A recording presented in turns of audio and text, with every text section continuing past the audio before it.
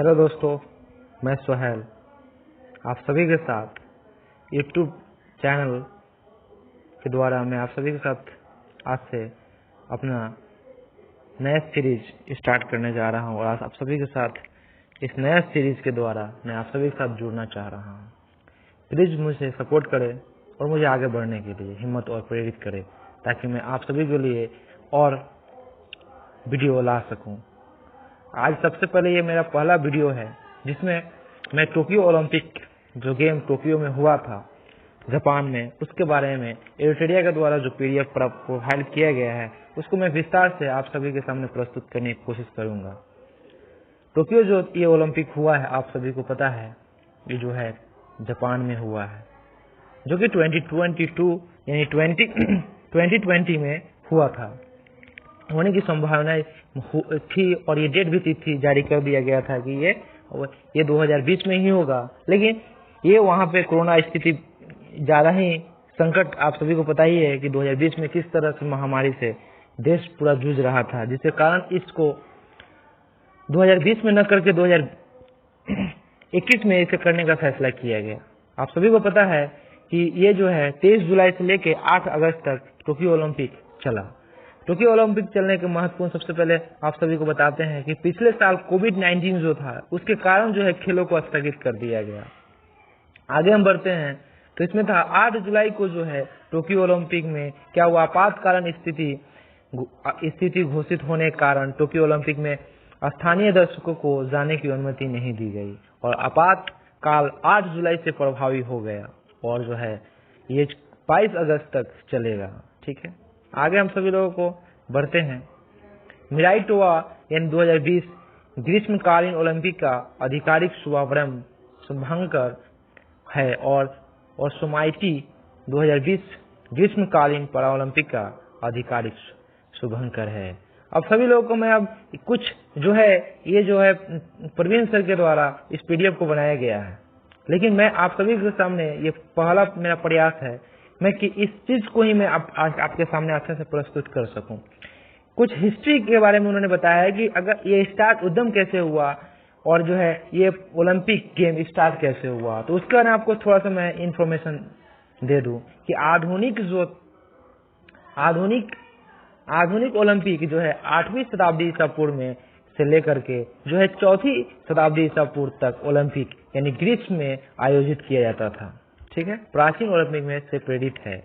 Olympic खेल लगभग सभी ग्रीक खेलों की तरह है एक धार्मिक उत्सव का एक अभिन्न अंग था। ये उत्तर पश्चिम यानी पोलोपोनीज में शहर राज्य एवं एलिस द्वारा ओलंपिक में जीउस के सम्मान में आयोजित किया जाता था। ओलंपिक प्रतियोगिता के शुरुआती सर्दियों में सभी प्रतियोगिता एक ही दिन होती थी और जो है बाद में खेलों को 4 दिनों में फैलाया गया और जिसमें 5वां पुरस्कार समापन समारोह की ही प्रस्तुति और चैंपियनों के लिए एक भोज के लिए संपृक्त था। आगे बढ़ते हैं। बैरन पीरियड की डी कैब्रोटीन ने 1894 में अंतर्राष्ट्रीय ओलंपिक समिति यानी ISO की स्थापना की। 1854 में जो है क्या हुआ कि इसका अंतर्राष्ट्रीय ओलंपिक समिति का स्थापना किया गया बैरन पियरे डी कॉब्ट्रीन के द्वारा किया गया, जिसे 1896 में एथेंस में पहला आधुनिक खेल हुआ। 1896 में जो है पहला एथेंस जो है यहाँ आधुनिक खेल हुआ। इसमें आधुनिक ओलंपिक का पिता भी कहा जाता है। किसे? एथेंस में इसको पहले किया गया और इसे बैरन पीरियड डी को ही कहा जाता है क्या, आधुनिक ओलंपिक का पिता भी कहा जाता है। अब सभी हम लोग आगे बढ़ते हैं तो टोक्यो ओलंपिक ने 4 नए खेलों को जोड़ा जिसका नाम था स्केटबोर्डिंग, सर्फिंग, कराटे और स्पोर्ट्स क्लाइंबिंग। साथ ही बेसबॉल, सॉफ्टबॉल को ओलंपिक में पुनः शुरू कर दिया गया और पिछली बार यह बीजिंग 2008 में खेला गया था। अब हम सभी लोग आगे बढ़ते हैं। ओलंपिक खेलों के आदर्श वाक्य में अब अधिक तेज, उच्चर एवं अधिक मजबूती के साथ एकजुट भी जोड़ दिया गया। पहले ओलंपिक का आदर्श वाक्य 3 लैटिन शब्दों यानी CTS, अल्टियस और फोटोइस्ट से बना था, जिसके हिंदी में मायने हैं अधिक तेज, उच्चर और अधिक मजबूत। अब इसमें जो है कम्युनिस्ट एकजुट भी जोड़ दिया गया है। आप यहाँ देखिए, faster, higher, stronger and together, ये सबको जो है क्या किया गया, जोड़ दिया गया। ठीक है, हम लोग आगे बढ़ते हैं। ओलंपिक 2020 के तहत कुल जो है 206 देशों के साथ के मध्य जो है 13 प्रतियोगिता आयोजित की गई है। इसके लिए जो है कुल 42 स्थानों पर 339 अलग अलग मैच किए जाएंगे। अब यहाँ है the Olympic journey toward gender equality. Olympic खेलों में महिलाओं के पहली बार भाग लेने के लिए एक सदी से भी अधिक समय बाद महिलाओं एथलीटों की संख्या आखिरकार टोक्यो 2020 में पुरुषों के बराबर रही। अब हम लोग आगे बढ़ते हैं। The long road to equality.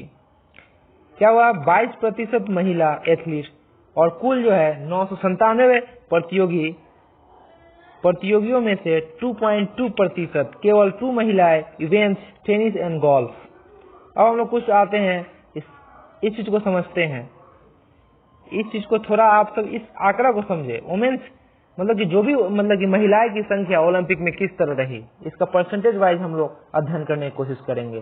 सबसे पहले 2000 में जो है सिडनी में ओलंपिक हुआ, उसमें जो है कि 38.2% जो है महिला की भागीदारी थी। 2000 एथेंस में हुआ 2004 में, जिसमें 40% जो है 40.7% जो है भागीदारी रही।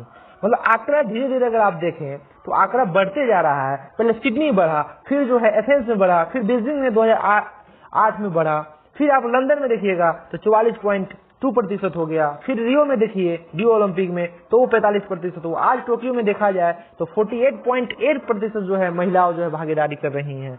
इससे ये साबित हो रहा है कि महिलाओं को जो है उत्साहित दिया जा रहा है ओलंपिक में, और जो है महिलाओं को भी आगे बढ़ाया जा रहा है।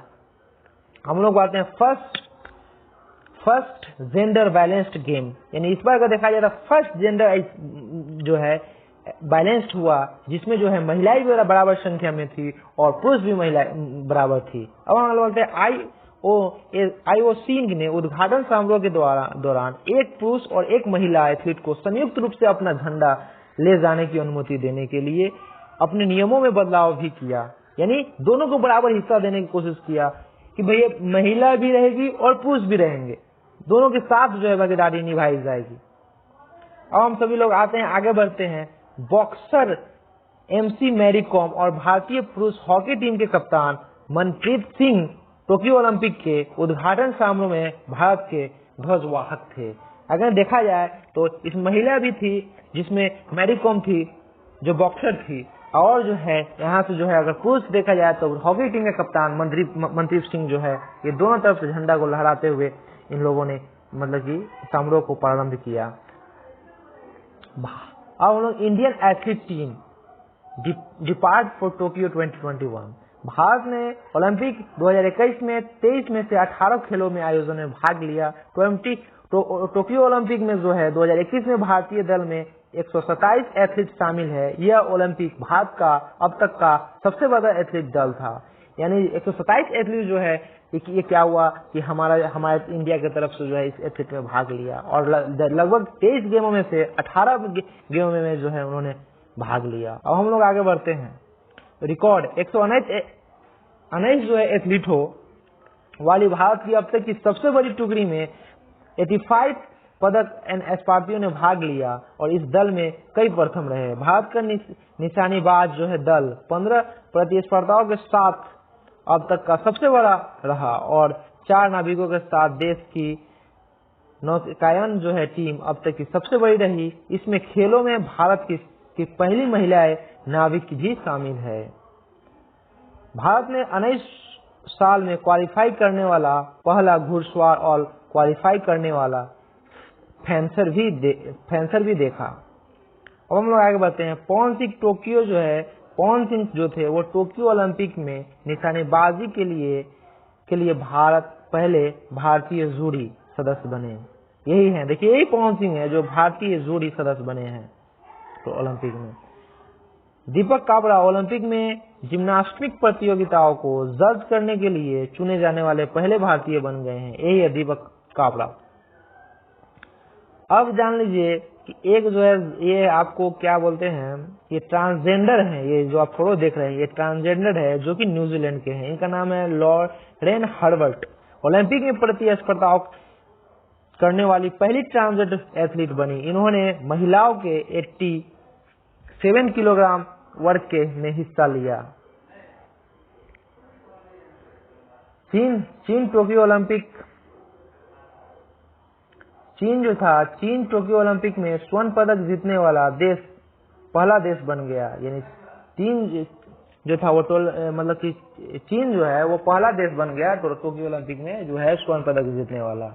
इनका नाम था क्यान यांग ने महिलाओं की 10 मीटर एयर राइफल प्रतियोगिताओं में रूस की अनास्तासिया गैलासीना को हराकर यह पद जीता है।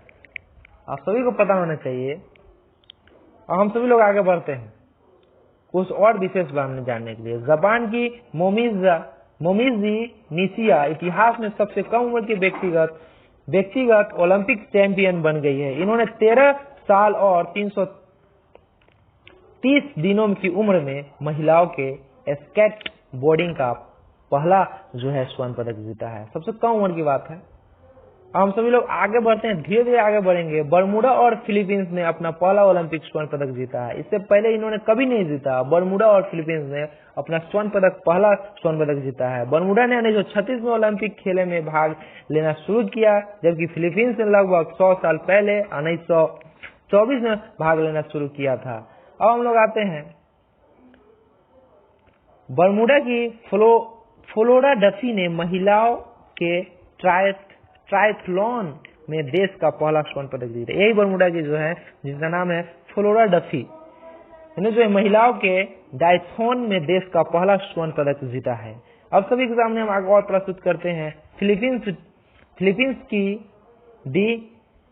फिडिलिन डियाज ने महिलाओं के जो है भारोत्तोलन के कितना भैया 55 जो किलोग्राम वर्ग में अपने देश का पहला स्वर्ण पदक इन्होंने जीता है। और आगे बढ़ते हैं। अगर हम लोग देखें भारत का ओलंपिक में स्वर्ण पदक, अब भारत के ओलंपिक में कैसे स्वर्ण पदक मतलब कि आगे कैसे स्वार्थिक पदक कैसे जीते, स्वर्ण पदक कितना जीते, सिल्वर कितना जीते, ब्रॉन्ज कितना जीते, उसके बारे में हम लोग अब आगे से यहाँ से विशेष तौर पे भारत के जो भी जीत करता है उनके बारे में हम अध्ययन करेंगे। सबसे पहले हम कहते हैं नीरज गुप्ता। देखिए सॉरी नीरज चोपड़ा। ये नीरज चोपड़ा है जो कि ये है आपको, इन्होंने क्या किया 87.58 मीटर में के थ्रो के साथ स्वर्ण पदक जीतने वाले देश के पहले ट्रैक एंड फील्ड एथलीट बन गए हैं। नीरज चोपड़ा ओलंपिक में व्यक्तिगत स्वर्ण पदक जीतने वाले दूसरे भारतीय बने हैं। ठीक है,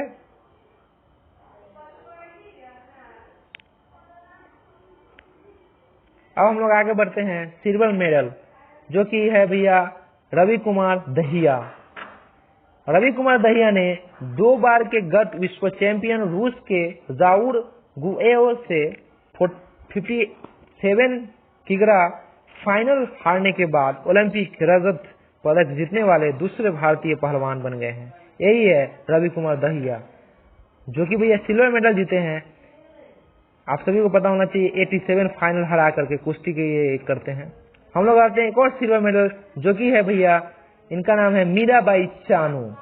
आप सभी बहुत ही फेमस इस बार हुई मीराबाई चानू। इनका नाम हम जान लेते हैं। भारत की मीराबाई चानू ने ओलंपिक जो है टोक्यो 2020 ओलंपिक में 49 किलो वर्ग में भारोत्तोलन में रजत पदक जीता है। ठीक है, 49 आपको याद रखना है भैया कि रवि कुमार दहिया जो है 57 किलो किग्राम है। और जो है आपको याद करना पड़ेगा कि कितना ये जो है नीरज चोपड़ा जो है जमलिंग थ्रो कहते हैं, जमलिंग थ्रो में उन्होंने कितना तक मारा है तो आपको याद रखना पड़ेगा 87.58 मीटर इनका स्कोर था। ठीक है, अब जो है हम लोग इनका में और बढ़ते हैं। क्या नाम है, मीराबाई चानू जो कि 49 किलोग्राम में भारोत्तोलन में रजत पदक जीता है। इस कैटेगरी में मेडल जीतने के बाद भारत का भारोत्तोलन स्पर्धा में मेडल जीतने का 21 साल लंबा जो है इंतजार खत्म हो गया। मीराबाई चानू ने इस प्रतियोगिता में रजत पदक जीतने के लिए कुल जो है 220 किग्रा यानी 87 प्लस जो है 115 किग्रा का भार उठाया। अब है ब्रॉन्ज मेडल की तरफ हम लोग बात करते हैं। ब्रॉन्ज मेडल में बात करें तो हम लोग को यहाँ पे अगर देखिएगा तो गोल्ड 1 मिला जिसके नीरज चोपड़ा थे, और सिल्वर 2 मिला जो कि एक रवि कुमार दहिया जो ये फोटो में आप दिख रहे हैं, और एक मीराबाई चानू जो कि इन्होंने सिल्वर दिया। अब हम लोग देख ले तो ये ब्रॉन्ज दिलाने वाली ये है आपको, इनसे तो आप सभी लोग परिचित ही होंगे जो पीवी संधू हैं, और ये है आपको लवलीना बोर्गोहेन, ठीक है,